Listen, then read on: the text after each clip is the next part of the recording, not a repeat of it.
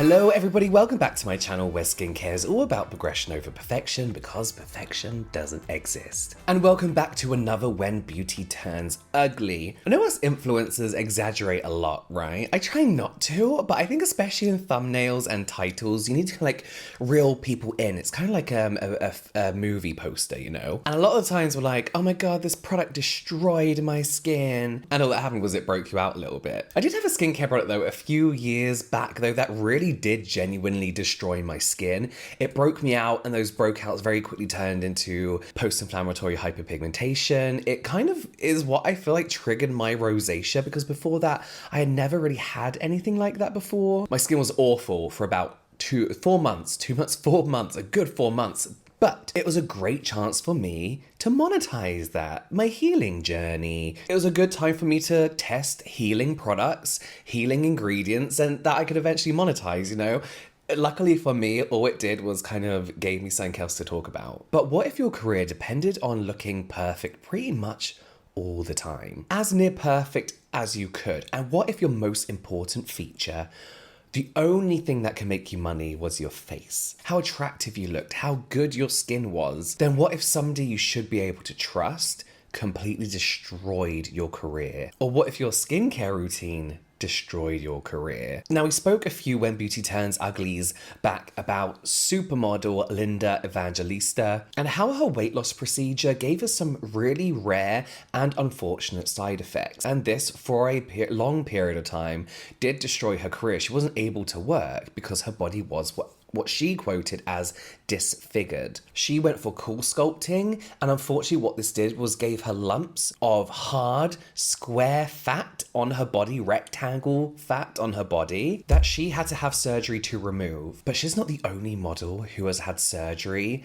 that destroyed her career. Meet 43-year-old Yulia Tarazevich. She was a model and beauty queen from Russia. She was runner-up in Miss Russia International back in 2020. And at 43 years old, she was a bit like, you know what, I think it's time for me to have a few little procedures, a little bit of a slight non-invasive nip and tuck here to, in her own words, recapture her youth. So again, at the age of 43, she spent £3,000 in a cosmetic procedure that was supposed to make her face look a little bit more lifted. From what I gather, she was having her eyelids lifted a bit. You know, they can start to sag. And she was having some kind of like filler and then something lifted up here as well. I'm not exactly sure of the procedures. However, what they didn't do was make her look youthful again. It actually destroyed her face. Once healing after the surgery, she was unable to close her eyes.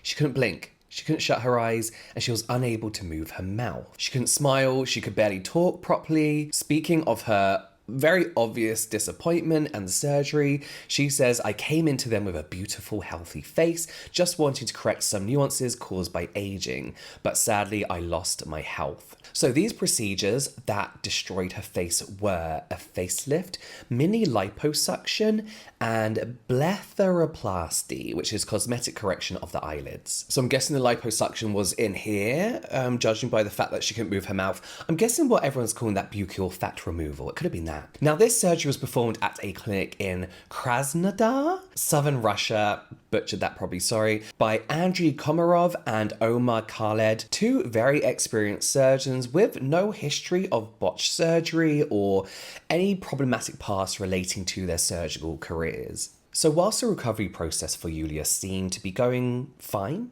it was going okay, that's when Yulia started to realize that she couldn't blink and she couldn't smile. She couldn't move her mouth at all. Speaking to Russian Channel 1, she says, I have scars in my cheeks from where they ripped out all the tissue. My eyes don't close and I can't smile. I can't lift my upper lip and one part of my face doesn't work at all. Now, of course, Yulia knew she had to fix this. Her face was her career. She was a model, beauty queen. She was so determined to rectify everything that had been done to her, everything that had gone wrong, that she spent £20,000 on corrective surgery, which unfortunately wasn't successful. They couldn't do anything about it. Of course, Yulia has decided to take legal action against the two doctors and the surgery, accusing them of malpractice. But the surgeons are actually claiming that Yulia's complications are due to a rare genetic disorder called scleroderma. Now, this is where Things like incisions, cuts, grazes, all that kind of stuff can lead to hard, thickened areas of skin, and more extreme, cause issues with internal organs, blood vessels, as the immune system kind of attacks all the tissue beneath the skin. But Yulia strongly denies that this is the case. She said that she went quietly into the operation at first because all of her tests pre-surgery were all good. They were all in order. They didn't show any signs of anything like this. And she says, secondly, I've had a nose job before. I've had plastic surgery before, and nothing happened without any genetic abnormalities. Have you seen a nose job being done? It is possibly one of the most invasive looking surgeries I've ever seen. In my opinion, now I'm no surgeon or medical expert in any way, but in my opinion, if you were going to see these genetic abnormalities anywhere, it would be when they're breaking your nose in half.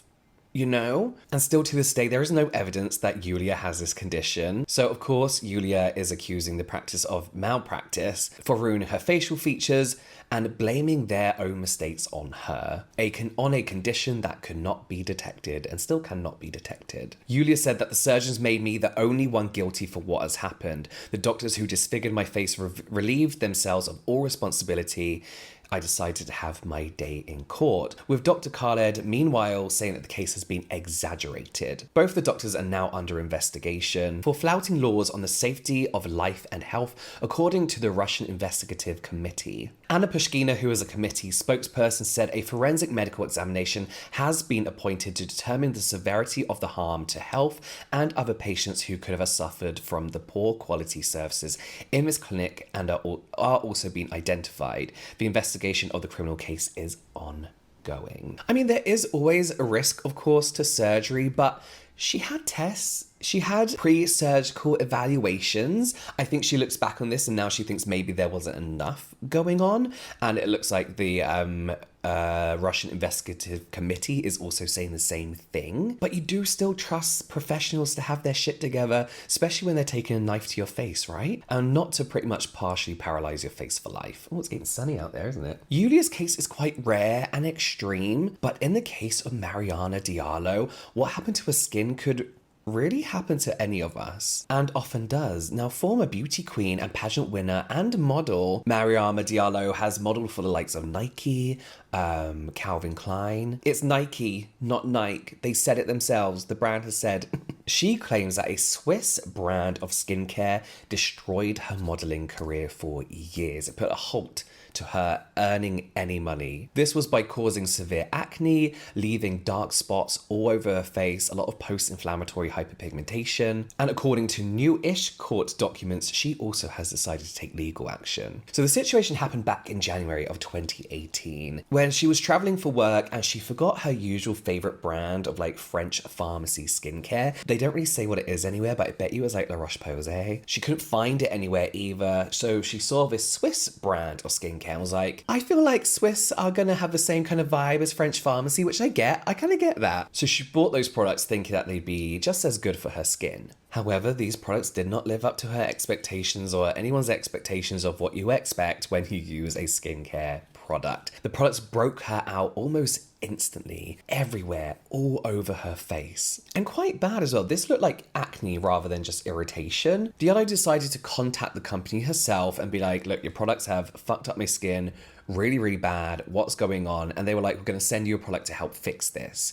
They haven't mentioned what that product was. However, she used it and this product made things 10 times worse. It dried out that acne, again, almost instantly, leaving her with a lot of post-inflammatory hyperpigmentation. Dark spots, which we know can take months and months and months to leave the skin, if not in some more extreme cases, years. I couldn't find out what this product was, but I'm guessing it must have been some kind of high percentage active that really dried out her skin, really irritated her skin in order to leave her with such aggressive post-inflammatory hyperpigmentation. People with much deeper skin tones can get more severe dark spots when using high percentage actives. So I'm kind of putting two and two together and thinking it might have been something like an AHA. So according to her, this skincare line allegedly in her opinion, destroyed her skin so much, in turn destroying her modeling career so much. She was unable to do her job. In fact, her agent reportedly advised her just to clear up her skin before applying for any new jobs. Diallo says, like, no one would hire me. She was like, not surprisingly, like, no one would hire me with that face. She said it was depressing. I couldn't go out during the day. I didn't want anybody to look at me. And when we talk about these things, especially when it comes to models, a lot of people are like, oh, boo-hoo, get a job in retail, whatever. They're so vain, blah, blah, blah, blah.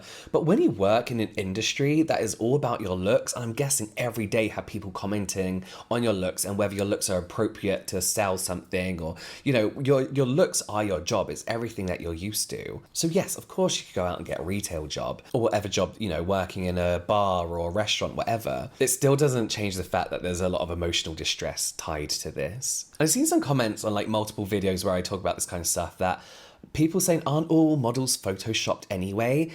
Not to this degree. Yes, there may be some light retouching, but unless you are Naomi Campbell, Kate Moss. I saw Kate Moss in real life the other day. Stunning. More stunning than she looks on print.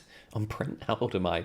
On the internet. But unless you are these iconic supermodels, brands aren't willing to pay so much money to have beauty work done. The condition her skin's in here would take a lot of retouching work, and brands just don't want that. The lawsuit states, and I quote, Diallo has lost business as a result of the injuries caused to her by the defendant's products and as well as potential profit.